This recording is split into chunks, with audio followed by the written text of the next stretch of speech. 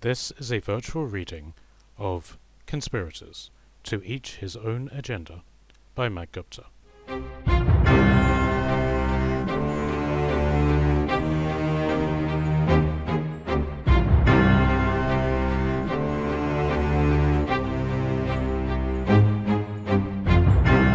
Chapter 39.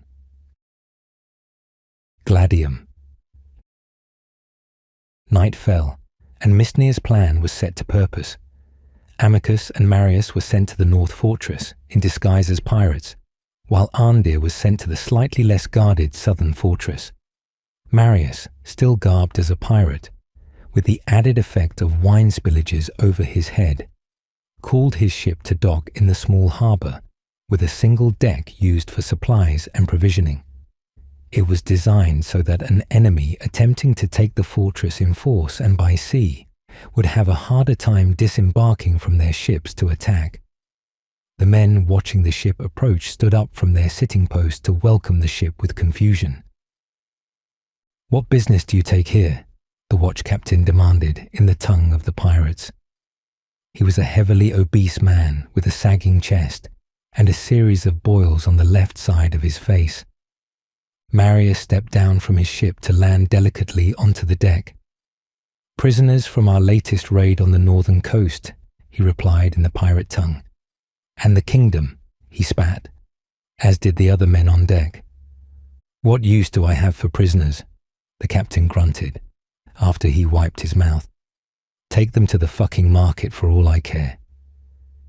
Do you think I would darken your steps with my shadow if I could get access to the fucking city?" Marius raised his voice. A number of his own men dropped down to join him. "I bring them here, so I can do without their moaning and pissing themselves." He signaled to the men in a beckoning fashion. A large group of people, with sacks over their heads and their hands bound, stood up. "You will go no further."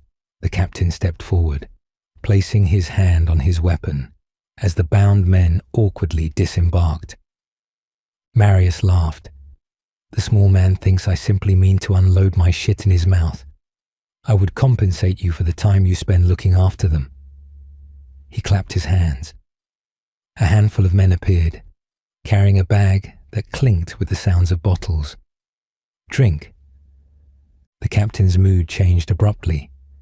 "We shall aid you then." He clapped his sagging breast so it jangled like the chains around his neck. "If drink was joined with coin and pleasure, I long to feel lips upon my cock again."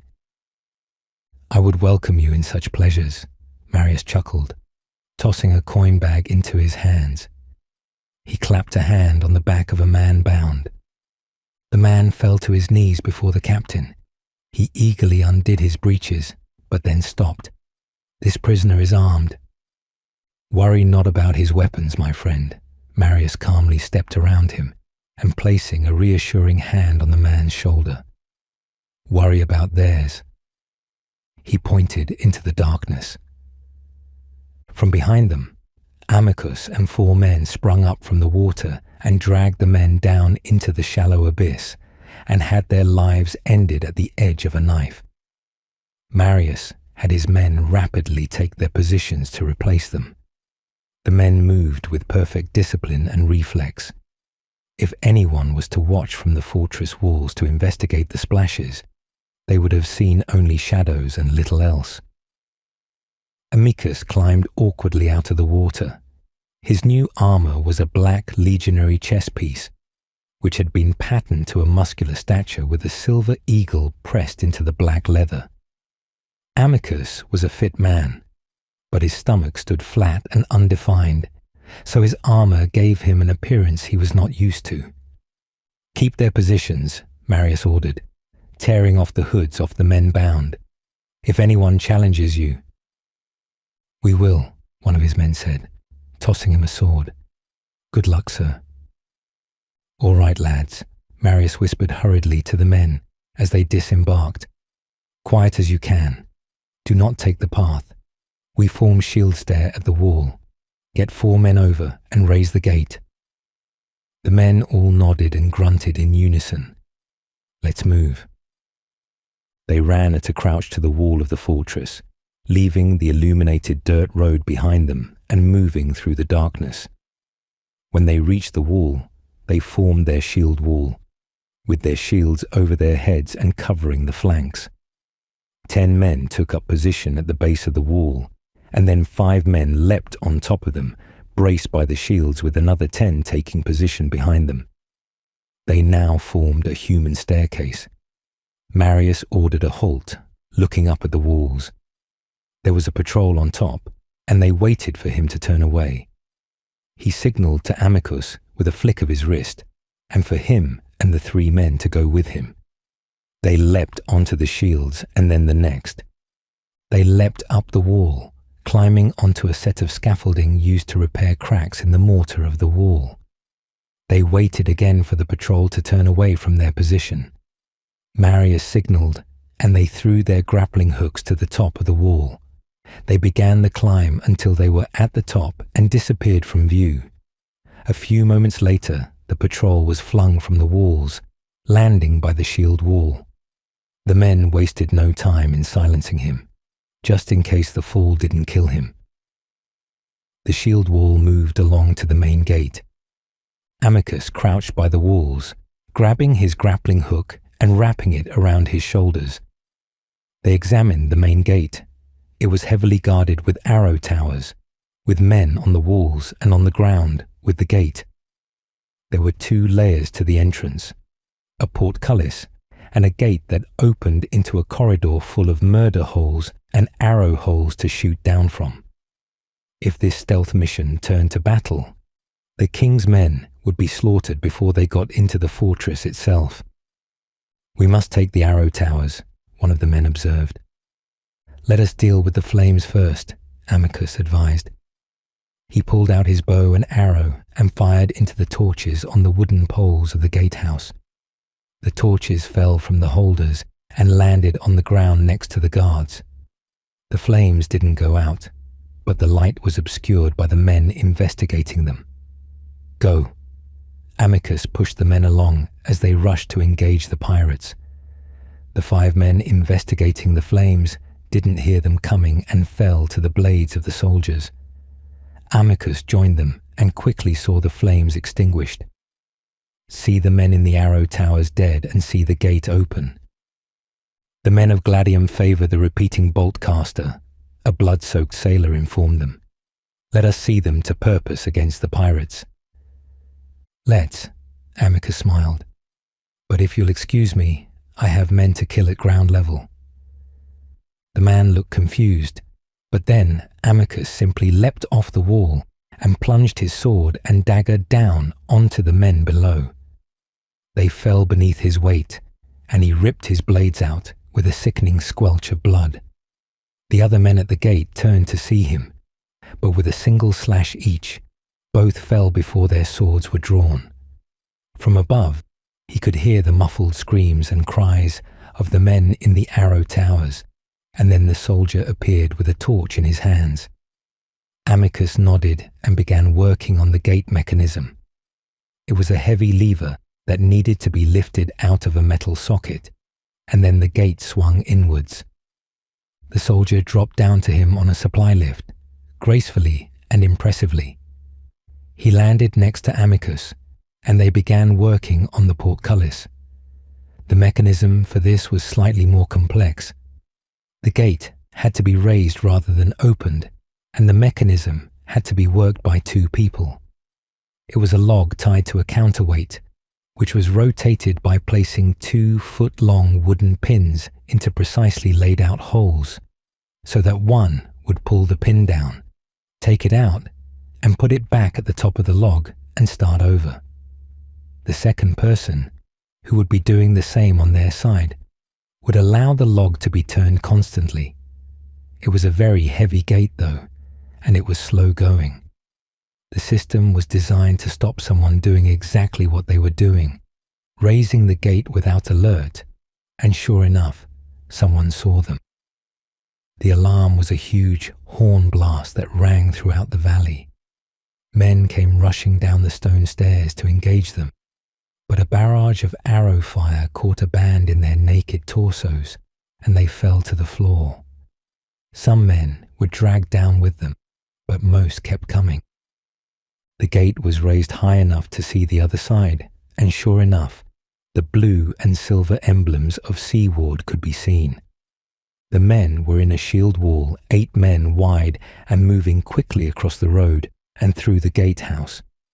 As soon as the men cleared the gate, they spread out. The men at the back came out, and they became a formation 16 men wide. They readied their pilum. They picked their targets and threw their spears. They thudded into the men, and even more fell. They drew their swords and balanced them on their shields and braced for the charge. The pirates smashed against the shields and began to bat away at the metal wall. There was no methodical precision. There was no timely bash and stab that had worked so well before, but the soldiers were simply left to kill as they saw fit. They did well, though.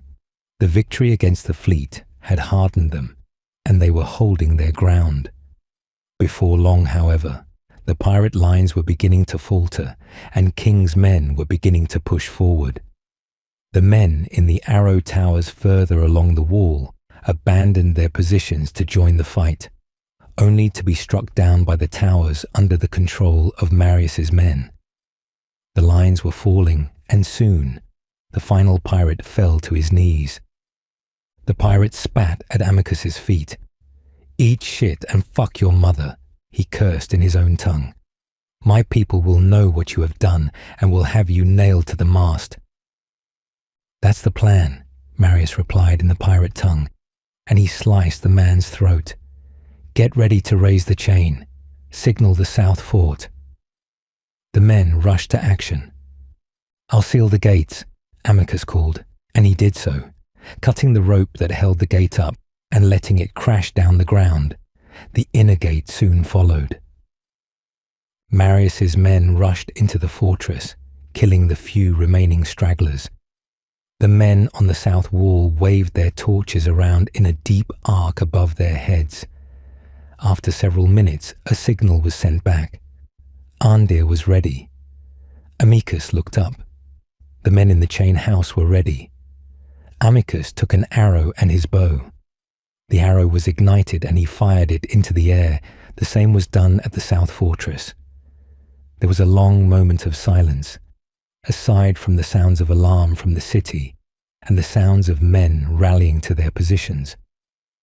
Suddenly, as if part of a well-prepared dance, torches were lit out in the ocean, and suddenly the whole kingdom fleet was illuminated, just short of 100 ships. The artillery began to fire, 20 flaming bolts flying through the air. They smashed into the ships that were sailing out to meet them. The next point of Mistnir's plan came into place. 4 of the pirate ships had been set together with grappling hooks and rope. A number of ships were rowing next to them, dragging them through the sea. They were closing in on the harbour with great speed. When they approached the boundary of the land, the ships broke away, cutting the ropes that held them to the 4 ships they were dragging. The pirate ships continued along their path, their sails in full wind. The ships cleared the fortresses as if they weren't there. "All right," Marius took in the scene to make sure everything was set. He smiled to Amycus. "Raise the chain," he shouted. "What about our own ships?" Amycus grabbed him by the shoulder. "Our men." "They're waiting for us," Marius vaguely informed him. "Get everyone over the wall." The men in the fortress were working the chains. It took every man to raise it. As the chain was raised, they could see simply how huge it was. Each link was as big as 3 men, and there were over 100 links. The southern fortress was doing the same, and soon the coastal chain was held up. It was made of 14 chains. Once they may have been gold, but untold years beneath the water's surface had dulled them green and grey. The men came pouring out of the fortress and climbed the ladders to the walls. They left the same way they came in and were finally at ground level. Marius led the way to the cliff. where their ship was waiting for them. "I must have missed that," Amicus muttered, looking down at it. "Yes, you did," Marius smiled, and he pushed him over the edge of the cliff with a casual backwards kick and down into the water. "Move," he ordered. His men didn't hesitate. They simply discarded their shields and leapt down into the water. "What now?" Aquila asked, from the capital ship. "Now?" Mistnir smiled. "We light the fuckers up." He thrust his sword up into the air with a muscular jerk that showed his impressive strength, and all of the archers that were in the fleet aimed their arrows and fired. The arrows were set alight and flew through the air like shooting stars. Most of them thudded uselessly into the water. Several found their mark on passing pirate ships that had mobilized to face them, but they only needed one to light the pitch and wine on the ships. In an instant, the ships exploded into flames, as did the massive trail of pitch and wine they were leaving in the water. The entire valley was suddenly illuminated in orange light.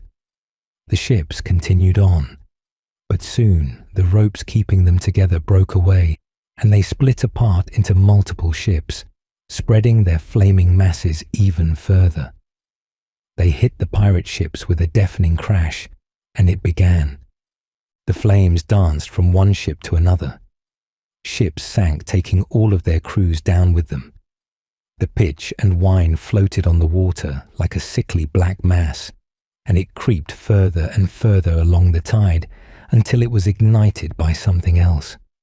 Suddenly, one of the ships exploded, and a huge fireball flew up into the sky. The ships were now trying to escape the flames, but the chain was stopping all attempts to escape. Even the heaviest ships didn't make the chain nudge as they rammed it. The night was filled with the screams and roars of the fires. The smoke blotted out the stars and the moon, and soon they were in complete darkness, the only light coming from the fires. "We should continue the bombardment," Aquila said to Mistnir, as they watched the carnage, marked only by the huge fires. "No, we'll need their ammo for the fight." Mistnir held up his hand, palm open. The artillery and the archers ceased their firing. "Now we wait. It will be an eventful morning." He was right. Though there wasn't much of the night left, dawn was a welcome sight. Though the smell was staggering, the worst part of the night was the fact the men couldn't see any of what was happening. The firelight was so that it blocked out all other sights, but they could hear the screams and the sounds of crashing wood.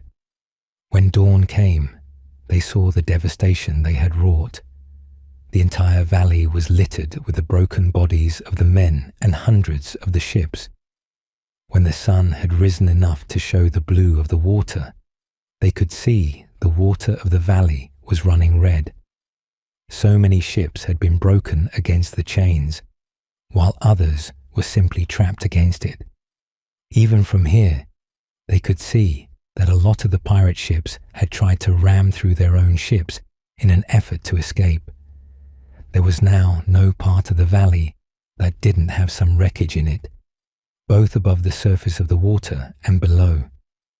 They could see the dust trails of men heading to the fortresses to the north and south shores. Amicus, Marius, and Arndir had all returned, but Arndir had left nearly all of his warriors behind.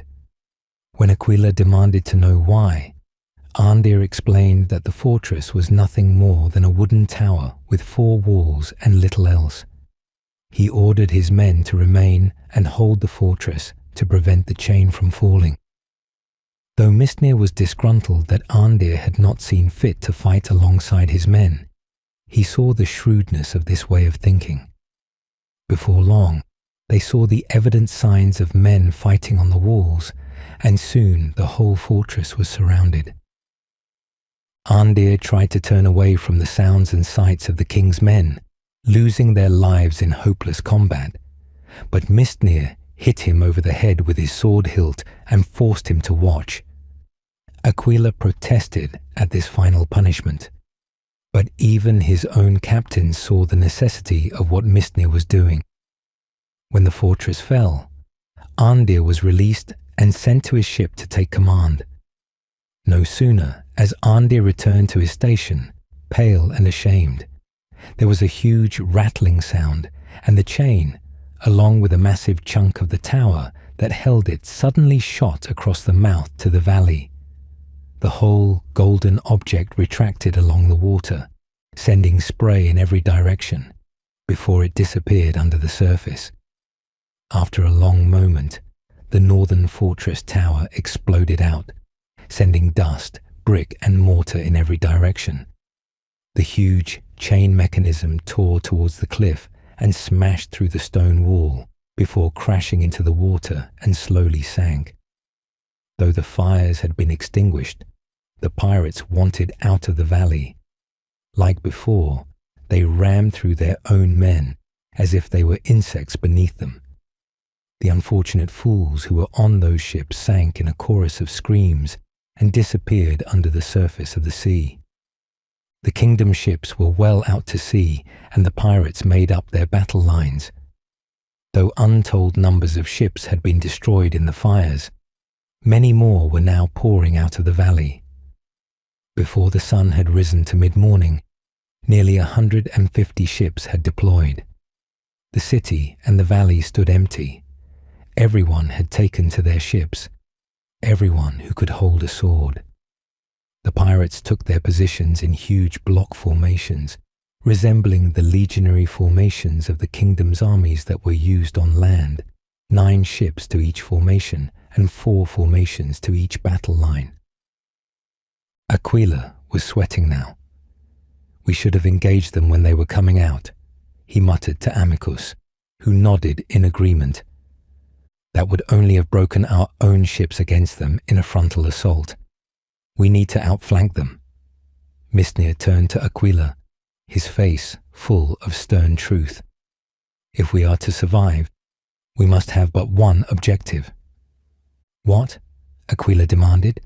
He was eager for answers, but the experience of the previous times he had sought advice came back to him. It was too much to hope that he would get a simple answer to this problem. We must kill the Haven Master. Mistnir ground his teeth together as he pulled out his sword and pointed it straight ahead. Amazed at the simplicity of this, Aquila followed the sword point. For a long time, he thought Mistnir was pointing in a general sense at the fleet, but as he became accustomed to the dark shapes, he finally saw what Mistnir was showing him. A truly massive ship was in the center of the lines at the back. It had 4 huge towers on it, one taller than the other, all of which had lethal ballista and catapults on it. This was clearly the capital ship. It was the only one of its kind. How? Aquila couldn't help but ask. He has an army between him and us. We would have better luck waiting for the water to break down the walls of Gladium. Mistnir snorted slightly. We will draw him close. Fleet masters are men who fight to show their dominance. A man in charge of their capital is a master of all fleet masters. It will be little effort to draw him out. When we do, we will destroy him. Once the men see his bloodied body, they will waver and break. Our fleet will never break through to him. They outnumber us by insane amounts. Aye, Mistnir agreed. But this is the only way. Taunt him to fight us, set his banners alight, and see him take to our challenge. Then let's get to work, Amicus smiled. With that, Mistnir raised his hands, and the men in the fleet began to bash their weapons against their shields, beating in a thunderous double beat, like a human heart.